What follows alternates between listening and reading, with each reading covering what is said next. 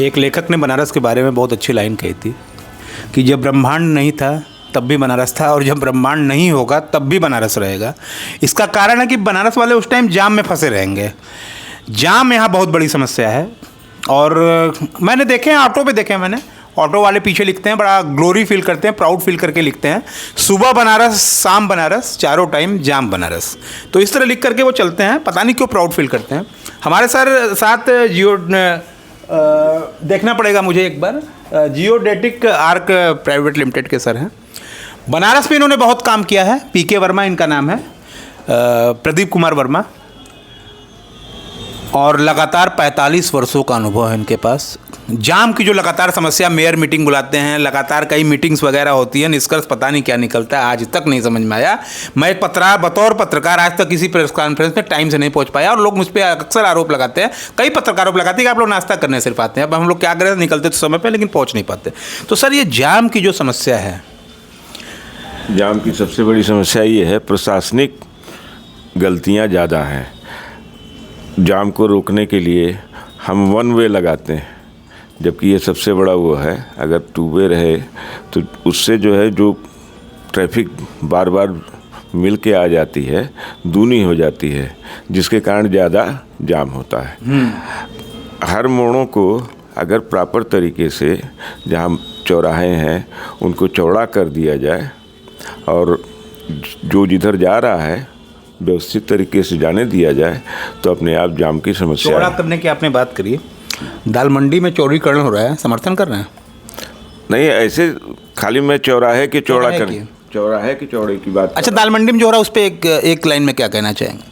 अब दाल मंडी अपनी एक उनकी संस्कृति थी और जिसमें वो जी रहे थे, तो उसमें अगर इस तरीके का किसी दुर्भावना से किया जा रहा हो तो इसका कोई मतलब नहीं होता है। सबसे बड़ी चीज़ ये है, अगर जिस तरीके से जो वहाँ व्यापार था, जो सारी चीज़ें थी, उसको अगर डिस्ट्रॉय किया जा रहा है, संस्कृति को डिस्ट्रॉय करना बहुत बड़ी गलती है। वो करना अच्छी बात नहीं। कॉरिडोर के टाइम भी तो हुआ था। हाँ, वो भी गलत हुआ था। शंकराचार्य ने विरोध भी किया था। सही किया था, लेकिन अब मूर्खतापूर्ण चीज़ें करने से, अच्छा, जो संस्कृति थी, जो भक्ति थी, वो अब ख़त्म हो गई। आधुनिकीकरण हो गया उसका। आधुनिकीकरण हो गया, तो अब भगवान, भक्ति सेल्फी में चलेगी, भगवान के साथ भी सेल्फी सब लोग ले रहे हैं। हो गया। और पूजा पे कम ध्यान रहता है, पहले शंकर जी के साथ एक सेल्फी ले लिया। प्रधानमंत्री भी ऐसा करते हैं, और वो तो आरती का वक्त करते हैं। अब तो चीफ जस्टिस ऑफ इंडिया के यहाँ भी पहुँच जा रहे हैं। देश के पहले ऐसे प्रधानमंत्री होंगे जो CJI के यहाँ जा करके आरती में सम्मिलित हो, वो भी व्यक्ति के पर्सनल पूजा में गए थे। खैर, इस पे बात नहीं करेंगे, प्रधानमंत्री हैं, कुछ भी कर सकते हैं। कल को आप जेल में होंगे, मैं भी हो सकता हूँ, कोई सुरक्षित नहीं है। तो ये बताइए, जाम पे हम बात करते हैं, क्या सुझाव है? तो पहला बताया आपको कि वन वे करने की ज़रूरत नहीं है। हमारे वाराणसी में इतनी ज़्यादा गलियां हैं जिनको अगर ठीक से चलने लायक बना दिए जाएं तो आधा जाम तो अपने आप ख़त्म हो जाएगा। सबसे बड़ी चीज़ ये है, चौड़ीकरण करना ज़रूरी है।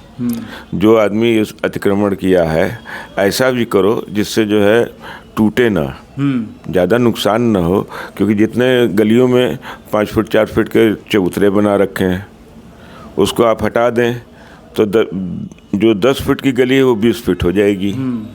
इस तरीके से और सुगम कर दी जाए, प्रकाश युक्त कर दी जाए, तो आधा तो प्रॉब्लम इसी से सॉल्व हो जाएगा।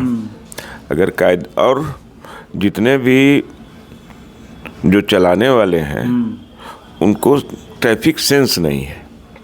ये बहुत बड़ी चीज़, बहुत सही बात आपने कही। ट्रैफिक सेंस अगर हो, हम निकल रहे हैं तो हम दूसरे का ख्याल रख के निकलें। अगर ये किया जाएगा तो ऑटोमेटिक जो है। ट्रैफिक सेंस पे मैंने बात करता हूँ, मैं ज़्यादातर लोगों से ऐसी बातें करता हूँ, कहते मस्त मौला शहर है यार, मजा ला। नहीं, ऐसा तो नहीं होना चाहिए। जब टकरा जाओगे मस्ती में तो टांग टूटेगी तो उसका कौन जिम्मेदार होगा?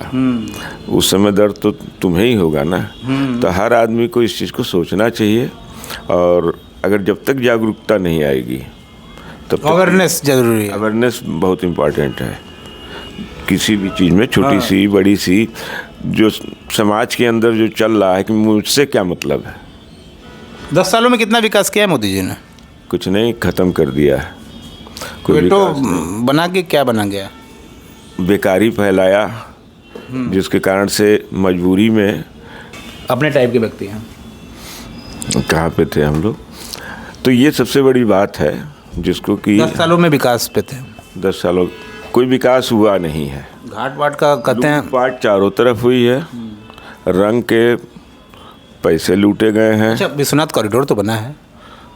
256 करोड़ का जो है उसका डीपीआर था, मोदी जी ने 800 करोड़ का की घोषणा की कि इस पे खर्च हुआ है। ये केयर फंड का तो हिसाब ले नहीं सकते आरटीआई मांग के, क्योंकि अलग है। आरटीआई से तो बाहर कर दिया उन्होंने। तो घाट वाट तो ठीक लग रहा है पहले से। वो तो जितना प्लान में था उतना ही है। दुर्भाग्य से मैंने इसमें काम किया है, शुरुआती दौर पे मैं था। आप अच्छा उसमें काम भी किए हैं? जी हाँ, पूरा सर्वे का कार्य मैंने किया हुआ है। पहली जो यूनिट थी निर्माण निगम, उसमें मैंने काम किया। उसके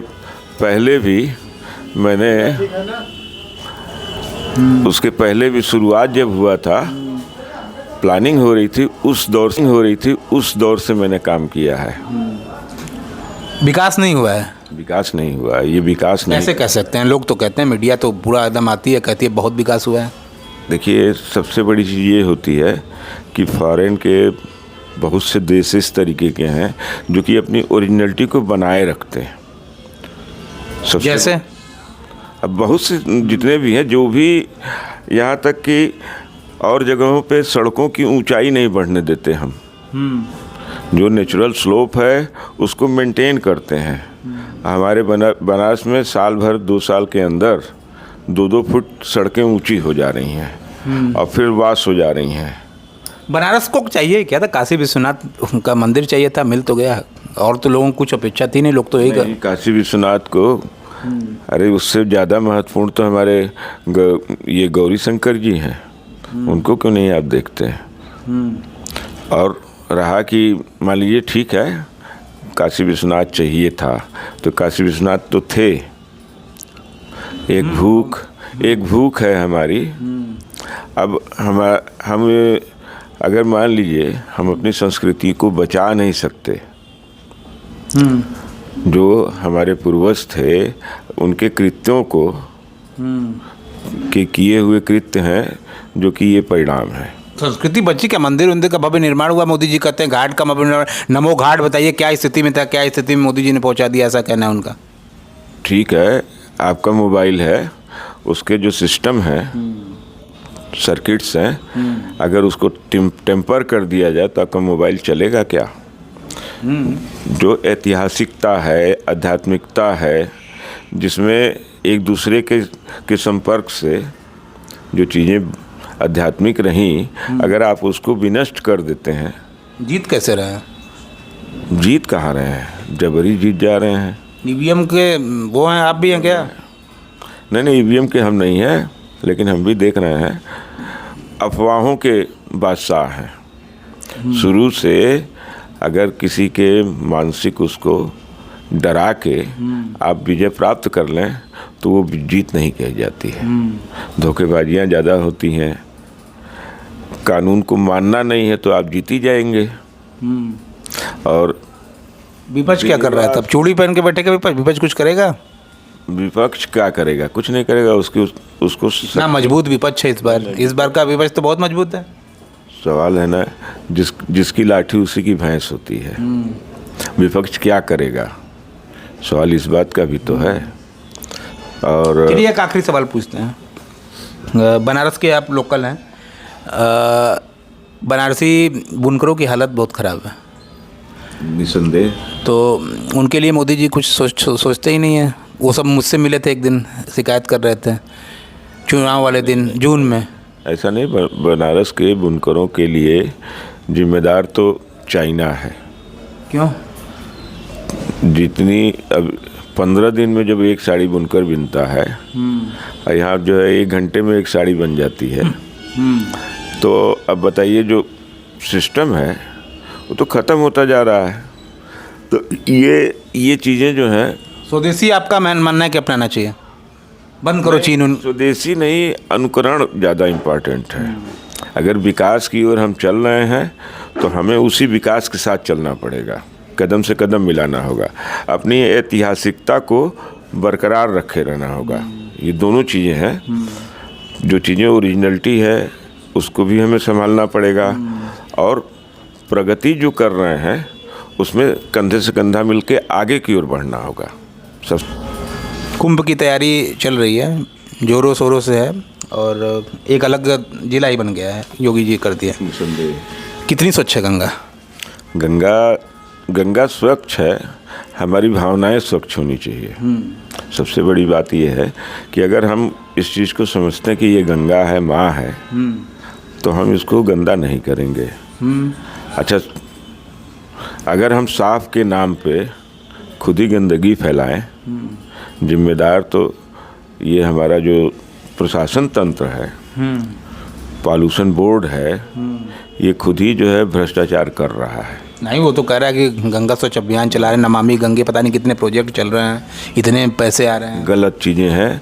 भदोही जैसे जगह में जहाँ की कारपेट रंगा जाता है और चाइना के डाई रखी गई हैं जिससे वो इस्तेमाल करते हैं, अपने कारपेट को रंगते हैं। अब उनको मजबूर कर दिया गया कि अपना जो वेस्टेज है उसको तुम बाहर नहीं निकलने दोगे, तुम सबों ने जो है अंडरग्राउंड में उस केमिकल को डाल दिया। हालात ये है कि अंडरग्राउंड वाटर जो है पूरा को पूरा पॉल्यूटेड हो चुका है। और इस तरीके से अगर गंदगी को छुपाने के लिए या अपनी कमियों को छुपाने के लिए चादर डालें, ये अच्छी बात नहीं है। अगर वास्तविकता से है तो समस्याएं हैं। कमियों को छुपाने के लिए चादर डालेंगे तो चादर भी तो गंदी हो जाएगी। अगर नहीं, तो ये सबसे बड़ी चीज़ है। अगर वास्तविक तरीके से हम उसको जो है सॉल्व करें, समस्या इस बात की है, तो अलग चीज़ है। तो ये थे हमारे साथ पीके वर्मा जी, बहुत अनुभवी व्यक्ति हैं और बड़ी बड़ी बात बेबाकी से इन्होंने की। आजकल के हमारे शो में मैंने बहुत शो किए हैं, दिल्ली में भी किए हैं, बनारस में भी किए हैं, लेकिन सत्ता के खिलाफ इस तरह से बोलना, सच्चाई अपनी बात रखना, जो दिल में है वही बात बोलना, बिना घबराए, बिना हिचके, बहुत बड़ी बात है और इसके लिए बहुत हिम्मत चाहिए होती है। सर, बहुत बहुत धन्यवाद आपका हमारे चैनल में आने के लिए। चलिए, धन्यवाद।